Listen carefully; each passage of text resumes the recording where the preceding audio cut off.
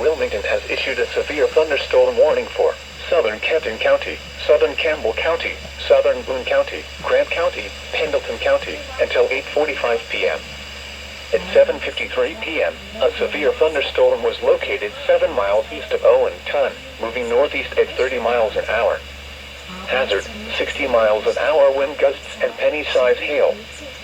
Source, radar indicated. Impact, expect damage to trees and power lines.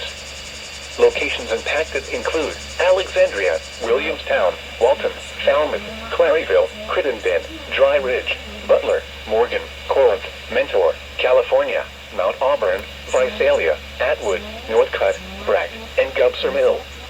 This includes the following interstates: I-71 in Kentucky between mile markers 73 and 77. I-75 in Kentucky between mile markers 144 and 174.